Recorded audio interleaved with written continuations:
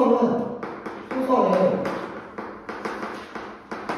감상 포인트는 뭐냐면 이거예요. 인물, 사건, 배경의 유기적 파괴. 소설 읽을 때는 늘 얘를 신경 쓰는 거예요. 이게 중요한 거고, 그때 그러니까 이 인물이라고 하는 건 뭐냐면 인물의 이름, 명칭을 보는 게 아니고 그 인물이 갖고 있는 캐릭터, 그 다음에 인물의 내면을 파악하는 거예요. 의식을 파악하는 거예요. 근데 얘를 파악하기 위해서 기본적인 단서가 있어야 될 거 아니에요. 그 단서에 해당하는 얘기입니다. 그래서 사건은 항상 뭐 붙여버리는 거냐면 인물을 붙여버리는 거예요. 그러니까 인물을 파악하는 일종의 단서입니다. 예를 들어서 갈등, 사건 나오면 이제 뭐 갈등, 원인 이렇게 파악하는 게 중요하지만 일단 우선은 걔를 통해서 말하고자 인물의 얘는 뭐냐 이걸 보는 거예요. 그러니까 어떤 사건이 주어졌을 때 인물의 내면이나 인물의 반응을 보는 거죠. 그 인물의 내면이나 반응을 통해서 캐릭터를 확보하기도 하고 또는 그 인물이 갖고 있는 캐릭터를 통해서 내면이나 반응이 이루어질 것이라고 우리가 추론을 하기도 하는 거예요. 그런 걸 무기적으로 보시면 되겠고 그 다음에 그리고 생각보다 우리가 신경 잘 안 쓸 때 소설에서 배경 굉장히 중요해요. 그러니까 꼭 소설에서만 중요한 게 아니고 시에서도 마찬가지죠. 문학에서 배경은 매우 중요한 거예요. 작가가 작정하고 만들어 놓는 거거든요. 이런 배경에서 이 사건과 이 인물이 들어왔을 때 의미가 지닌다고 보는 거예요. 그러니까 어떤 배경이 설정되어 있다면 그 배경을 반드시 확인하는데 특히 소설에서의 배경이 왜 중요하냐면 시는 자꾸 구절을 발췌하거나 그러지 않잖아요. 근데 소설은 특정 부분을 뭐하게 돼 있죠? 이렇게 발췌하게 돼 있다고요. 그걸 발췌하는 사람이 자기가 의도하는 지점을 잘라서 시험에 낼 거 아닙니까? 근데 그때 뭐가 껴있어요? 배경이 껴있어. 그럼 그 얘기는 우연의 일치로 배경을 집어넣는 게 아니고 출제자 입장에서는 이 배경을 껴서 발췌해야만 되는 필요적인 이유가 있는 거예요. 그러니까 우리가 수능에서 보는 지문에 배경이 들어가 있다는 얘기는 그러니까 원래 배경은 작가의 의도가 강하게 반영되어 있는 장치인데 그런데 더군다나 출제자의 배경을 껴서 발췌를 했어? 그럼 그 배경은 무조건 뭐겠다는 거예요? 무롭겠다. 아시겠죠? 그럼 배경은 어떻게 연결이 되는 사건은 인물과 연결되어 있다고 했죠? 그럼 배경은 인물, 사건과 연결돼요. 그래서 배경이 딱 뜨죠? 그럼 반드시 두 가지를 확인하셔야 됩니다. 여기서 벌어지는 사건 그리고 또는 이 배경에서 나타나는 인물의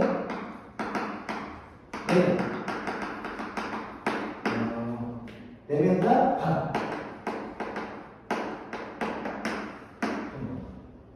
됐죠? 생각하시고 이 인물 사건 배경을 소설의 구성의 성조사라고 해서 소설 제시문을 파악해야 되는 핵심 구성.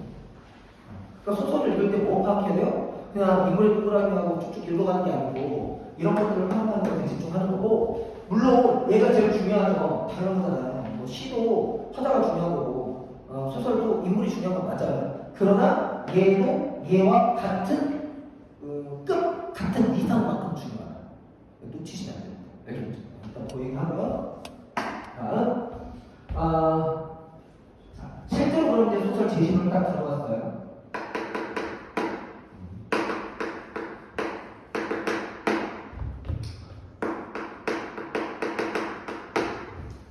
독해 과정. 일단 제시문에 딱 들어갔어. 그럼 제일 먼저 확인해야 되는 게 뭐냐면 첫 번째 제시문을 이렇게 전체를 윤곽을 잡아주는 거예요. 그냥 보자마자 이렇게 이거 아니야. 이거 흉내 많이 내는데 이거 아니야. 이게 아니라 딱 이러고 이렇게 하는 게 아니고요. 제시문을 전체를 이렇게 조망하는 겁니다. 조망해서 제시문의 형태를 좀 보는데 그 제시문의 형태라고 하는 게 별게 아니고 심리 중심 구성입니다. 또는 대화 중심. 마치 우리가 시 읽을 때 지난 시간에 했었잖아요. 첫 번째 상황과 대상을 놓고 시를 보고 상황을 제시하는 작품들은 이렇게 절차 얘기했었죠. 비슷한 거예요. 이게 심리 중심 구성이냐 대화 중심 구성이냐 이런 겁니다. 그러니까 이건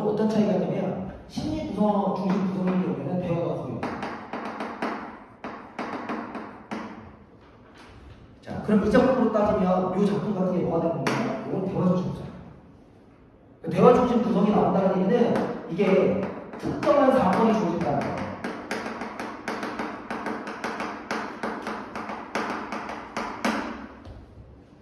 그래서 이거는 우리가 일반적으로 보는 작품들이 거의 대부분 이런 작품이에요.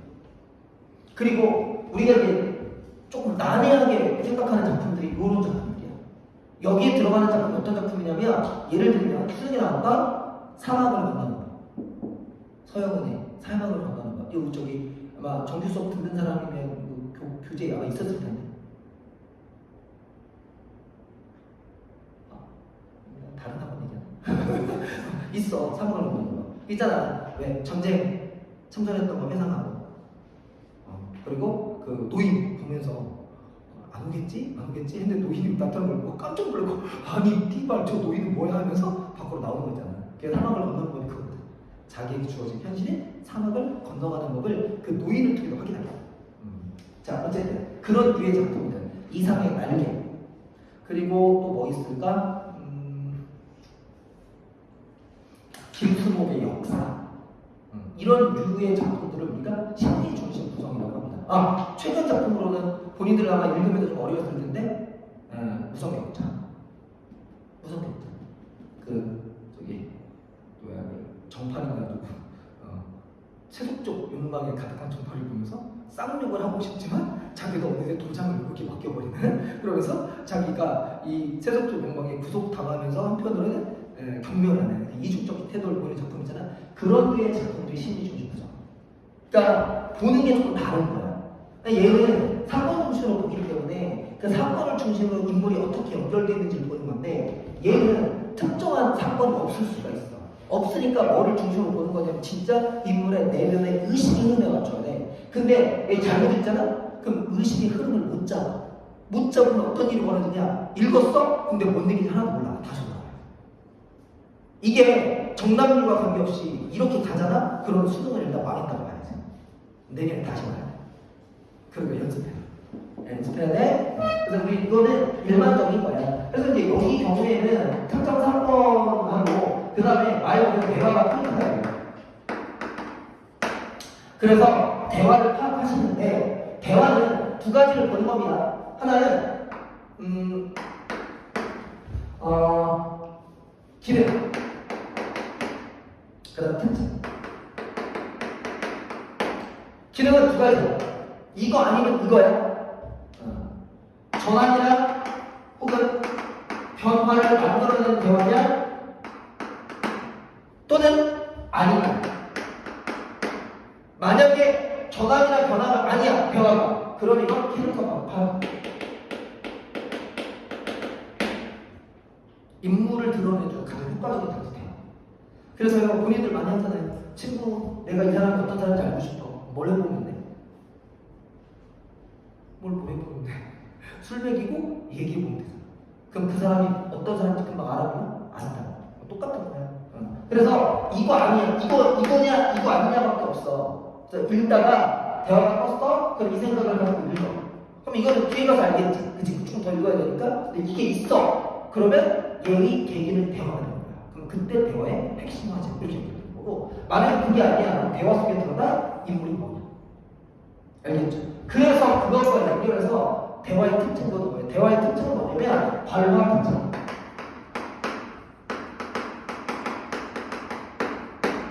이런 걸 보는 거죠. 발화 의무 요청.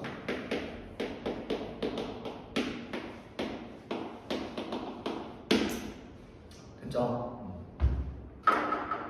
됐어요? 그 상태에서 이걸 다시 두 개 나갈게요. 바로 의무 목적은 딱 두 가지밖에 없습니다. 설득, 원, 정보, 전달. 이거 말고 없습니다. 만약에 이게 설득이라고 하는 게 잡혔어. 그러면 근거 확보하는 게 핵심. 그리고 그 근거는 반드시 출제입니다. 알겠죠? 여기서 설득이라고 하는 게 또 친구야 뭐 하자 이런 의미의 설득만 들어가는 건 아니에요. 회유, 협박, 단언. 회유, 협박을 포함한 상대방의 자신의 주장을 전달하는 걸 설득이라고 하는 거고 그거 말고 그냥 진짜 정보만 전달할 때가 있거든요. 그러면 이제 그거 보고 판단하시면 돼요. 그리고 얘가 이렇게 연결되느냐 안 되느냐를 고민하시면 돼요. 이 작품으로 따진다면 이 작품으로. 그러면 대화가 포인트가 되겠죠. 그럼 물어보겠어, 안 물어보겠어? 당연히 물어봐야지. 그게 뒤에 문제 A, B로 나와. 자, 작년에 본인들이 봤던 골목안 떠올리기 싫겠지만 작년에 봤던 작품 골목안 그것도 앞에 A에 해당하는 거하고 뒤에 B에 해당하는 그 두 개의 대화를 문제를 내요. 맞죠? 앞부분의 대화는 뭐였냐면 앞부분의 대화 A 맞나? 하여튼 앞부분의 대화의 포인트는 그거였잖아요. 집주름 영감이 집주름이야 조집이야 집주름 영감이 자기 부인한테 하고 자기 가족한테 그냥 그런 예편냥 뭘 얘기를 그냥 이렇게 무시해버리지 하면서 그 대화했지.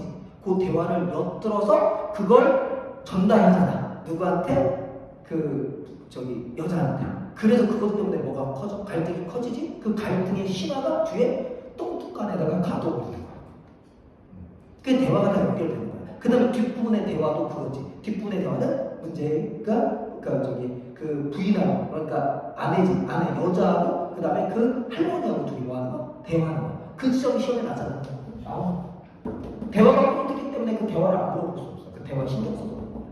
알겠죠? 요거는 요 작품이 나왔을 때 한 번 더 할게요. 지금 이거 다 하면 이론 정리하다 보니 끝나. 그럼 수업 아무도 못해. 그럼 나중에 또 보충해야 돼. 그 다음 두 번째 이렇게 해서 이걸 보세요. 그리고 나서 보기로 가시면 돼요. 보기를 자기가 볼 사람은 보기로 가세요. 그리고 다시 돌아오면 돼요. 그건 알아서 하시고 그 다음 두 번째는 그리고 나서 해야 될 게 뭐냐 보기를 갔다 오시면 돼요. 특히 소설에서 보기는 매우 중요합니다. 왜냐하면 소설에서 보기는 출제자의 의도가 지각되는 거예요. 그래서 보기를 잘 보시고 감상 가이드를 잡고 오세요. 괜찮습니다. 자, 그럼 보기를 왔어요. 그럼 지문으로 돌아왔죠? 그럼 지문을 보고 뭐 판단하느냐? 자, 앞줄거리가 있느냐 없느냐 이거지.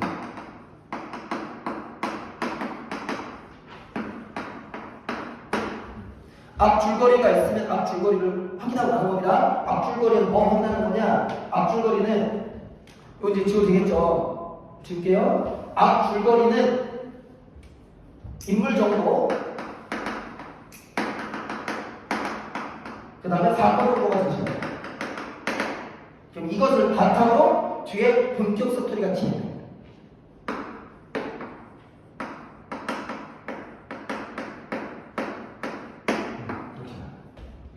메인 스토리에 앞서서 메인 깔아줍니다.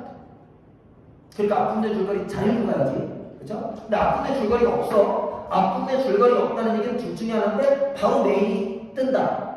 아니면 지문에 전반부와 후반부로 나눠서 구성해놓고 전반부에서는 앞분대 줄거리와 같은 내용이 들어가고 후반부에 메인이 나온다. 이 둘 중에 하나밖에 없어요. 그래서 없으면 지문이 전반부와 후반부 나눌 것이라고 생각하시면 돼. 혹시 그게 아니어도 상관없어. 그리고 이 전반부에서 그러니까 전반부를 읽을 때 어떻게 읽어줘야 돼? 얘를 읽어줘.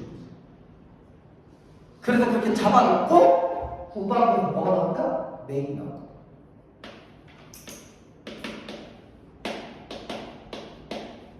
이렇게 읽는 것이죠. 됐죠?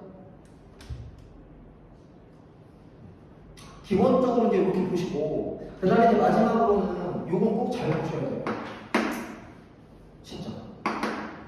나는 시점이 굉장히 중요하다고 얘기하고 생각하는데 아무도 여기 주목하지 않더라고요. 시점은 굉장히 중요합니다. 왜냐하면 이게 서술자의 위치뿐만 아니라 서술자의 시선이 드러나기 때문에 우리가 서술자의 시선에 맞춰서 작품을 보거든요. 그래서 얘를 파악하고 들어가요. 그 다음에 쭉 알겠죠? 그리고 주로 특정한 정보를 잡기보다는 그러니까 스토리의 라인을 잡는 걸 포인트에 맞춰놓고 읽으셔야 돼요. 그러니까 무슨 얘기냐면 글을 봤으면 글의 흐름을 알아야 되잖아요. 특히 문학은 더하지. 문학은 흐름이 중요한 거지 특정 부분의 정보가 중요하지 않아요. 근데 우리가 너무 특정한 부분의 정보에 주목하잖아. 그러면 자꾸 뭘 놓치냐면 흐름을 놓쳐요. 그럼 스토리 정리가 안 되는 거예요. 스토리 정리가 안 되면 머릿속이 안 돼요. 자, 오펜하이머 봤어 안 봤어? 안 봤어. 이러면 안 되는데. 자, 다시. 파묘 봤어요? 뭘 봤어? 안 봤어요? 작년에 고3이 우편을 안 봤겠구나. 그러니까 예를 들면 영화를 하나 봤다고 칩시다. 내가 가장 최근에 본 넷플릭스 드라마가 있는데 그 무슨 그건데 약간 무서운 건데 파묘 비슷한 건데 선상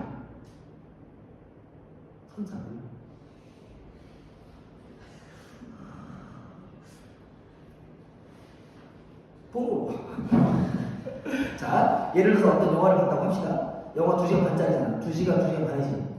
그리고 그 안에 등장하는 사람이 한두 명이? 아니잖아. 진짜 많지. 그리고 배경도 한두 개가 아니지. 자, 우리 그건 딱 봤어. 다 얘기할 수 있어, 없어? 얘기할 수 있어. 니네 영화 보고 얘기 못해? 다 하잖아. 소설에 등장하는 인물이 많아, 영화에 등장하는 인물이 많아. 영화가 100배는 많다. 맞지?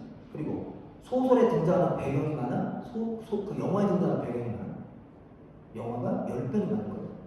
그리고 스토리도 우리가 보는 제시문 속의 스토리가 복잡해, 영화가 복잡해. 영화가 100배는 복잡해. 그리고 시간도 더 길고 대사도 더 많잖아. 그래도 우리 그거 다 얘기할 수 있어, 없어? 이때니까. 그럼 그렇잖아요. 본인들 영화 보면 친구들한테 야 스포한다 하면서 얘기 다 해요? 안 해? 한다고요. 근데 잘 생각해봐요. 우리가 영화 볼 때 중간에 보다가 잠깐 하고 메모해? 안 하잖아. 그래도 다 기억해 못해? 한다고. 왜 그런 줄 알아? 첫 번째, 일단 집중하는 게 있고 재밌으니까. 두 번째, 스토리 라인을 잡으면 되잖아. 무슨 얘기냐? 줄거리 흐름을 파악하면서 보잖아. 그러니까 다 기억이 나는 거야. 근데 줄거리 흐름을 하나도 파악을 못해. 그럼 뭔 얘기인지 모르지. 뭔 얘기인지 모르는 상태에서 그 많은 정보를 다 기억할 수 있을까? 못하는 거야. 그러니까 소설 보고 저는요 기억이 안 나는데 어떡하죠? 라고 하는 사람은 이제 앞으로 내가 쌍욕을 퍼볼 거야. 스토리를 봐야지. 어떻게 스토리 파악도 안 하면서 세부 정보를 보려고 하냐. 스토리 파악하고 캐릭터만 딱 잡으면 돼요. 특별한 경우가 아니면 이게 바꾸지 않아요. 아시겠죠?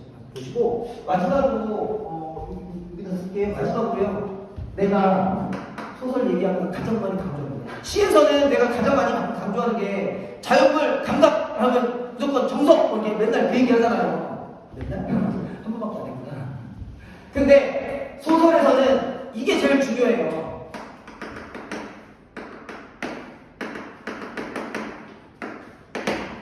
이게 뜨잖아. 그럼 주제야. 얘는 무조건 주제야. 그러면 계기, 원인, 그리고 차이. 그래서 이게 있는 점으로 이제 포인트 맞춰야 되는 거예요. 알겠죠? 이거밖에 없어. 물론 웃는 소설도 있지. 웃는 소설도 있는 거야. 그거는 그에 따라 보면 돼.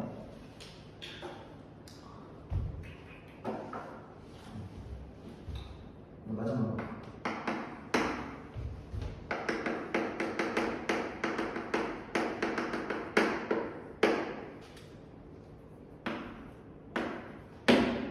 그치? 시간 역전되면 역전된 게 중요한 거야. 그럼 역전된 걸 놓고 뭐와의 관련성을 따져주냐? 현재와의 관련성을 따져줘. 생각해보세요. 내가 갑자기 과거 얘기를 해.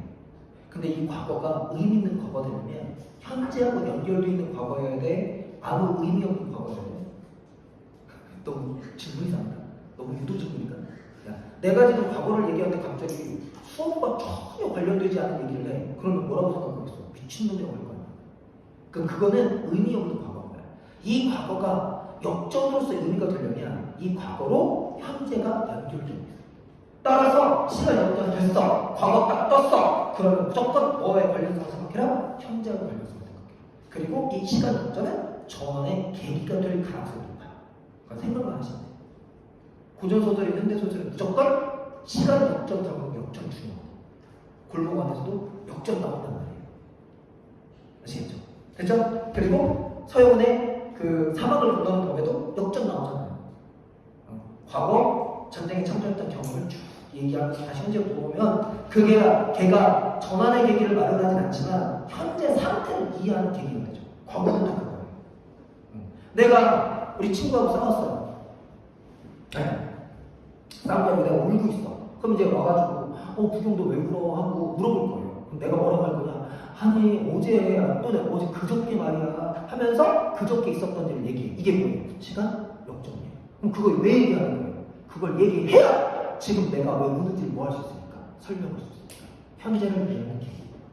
그리고 그 얘기를 내가 들어. 그러면 뭐야? 그 새끼가 그렇게 나쁜 새끼였어? 안 되겠네? 국송 못 쓰겠어? 이렇게 얘기하면서 선생님 다른 선생님 바꿔줄까? 수천 못됐네 뭐 이렇게 하면서 안 되겠어 내가 수천 죽여버릴 거야 하면서 스토리가 어떻게 돼? 전환. 그럼 그때 과거는 전환에 뭐가 되는 겁니까? 계기. 여기 이해하시겠죠? 요렇게 딱 놓고 읽으시면 돼요. 자 그러면 이 작품을 한번 들어보겠습니다. 자 이제 지울게요.